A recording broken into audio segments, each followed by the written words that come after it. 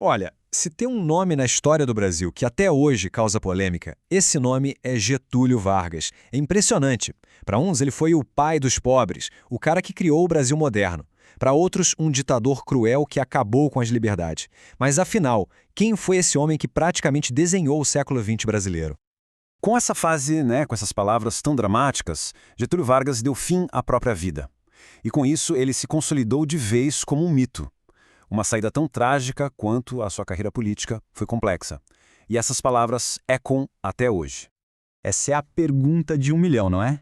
Para a gente conseguir responder, a gente precisa voltar lá para o começo de tudo, para a revolução que colocou ele no poder e que mudou o Brasil para sempre. Então, vamos nessa, vamos mergulhar nessa história.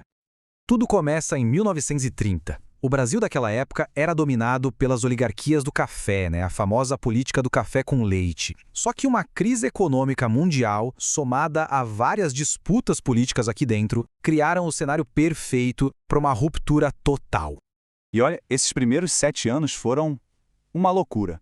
Uma verdadeira montanha-russa política.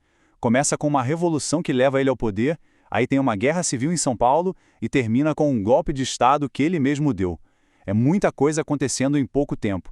O ponto principal aqui é esse: centralização. Vargas chegou e acabou com aquele poder todo que as velhas oligarquias de São Paulo e em Minas Gerais tinham. Como? Nomeando interventores federais. Ele estava basicamente redesenhando o mapa do poder no Brasil. E é claro que São Paulo não ficou quieto vendo tudo isso.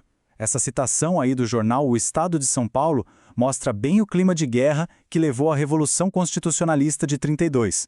Os paulistas queriam uma nova Constituição e o fim do que eles já viam como uma ditadura. E olha que interessante, apesar de São Paulo ter perdido a guerra, a pressão política deu resultado. A Constituição de 1934 foi um marco. Trouxe avanços sociais que eram impensáveis, como o voto secreto e, finalmente, o voto feminino. E ainda por cima, garantiu os primeiros direitos trabalhistas na Constituição.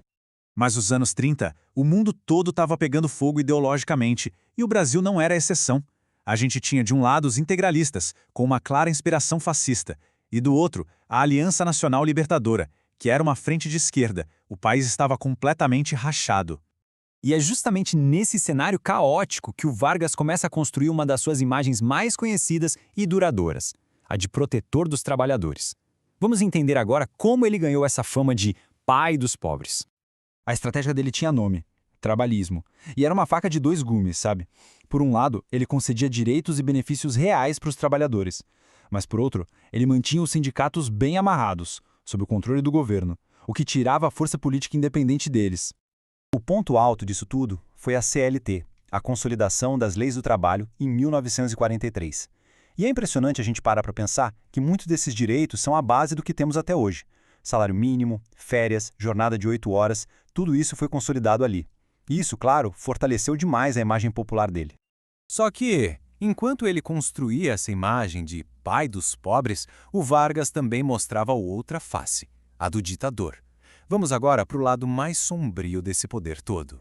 Usando o medo do comunismo como desculpa e com base num documento totalmente falso, o tal do Plano Cohen, o Vargas deu um alto golpe em 1937. Simples assim. Fechou o Congresso e impôs uma nova Constituição, dando início à ditadura do Estado Novo.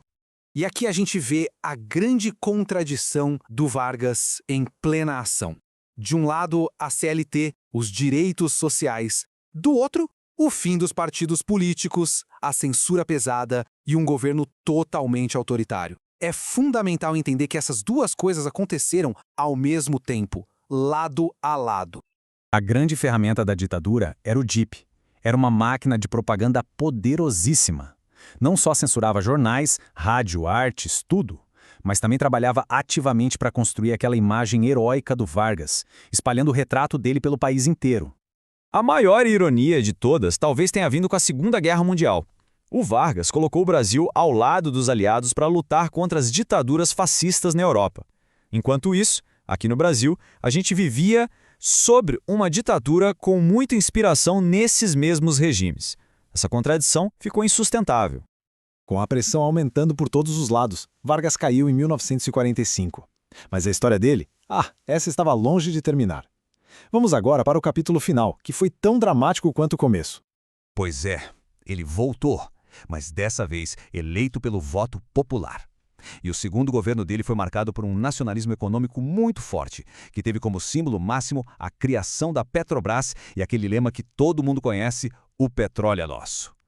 Mas a oposição era ferrenha, e a crise explodiu de vez com o atentado à Rua Toneleiro, uma tentativa de assassinato contra o maior crítico dele, o Carlos Lacerda. O atentado acabou envolvendo gente do governo e a pressão dos militares para que ele renunciasse ficou esmagadora. Encurralado, sem saída, no dia 24 de agosto de 1954, Vargas tomou a sua decisão final. Com o suicídio e essa carta-testamento, ele se transformou de um político acuado em um mártir. E com esse ato, ele mudou completamente o rumo da crise e marcou a história para sempre. Então, depois de passar por tudo isso, qual é o legado que fica? Foi o pai dos pobres ou foi o ditador? A verdade, como quase sempre na vida, é bem mais complexa que isso. No final das contas, o legado dele é essa dualidade. Por um lado, claro, a CLT, a industrialização do país, a criação de estatais importantíssimas, a modernização do Estado. Por outro, as marcas profundas do autoritarismo, da censura e de um controle sobre os sindicatos. Um legado de avanços e de retrocessos. E a pergunta que eu deixo no ar é a seguinte: será que a era Vargas realmente acabou? Pensa bem, o debate sobre o papel do Estado na economia, a relação com os trabalhadores, os limites do poder, tudo isso continua muito, mas muito presente no Brasil de hoje. Pensar em Vargas é, de várias formas, pensar no Brasil em que a gente vive agora.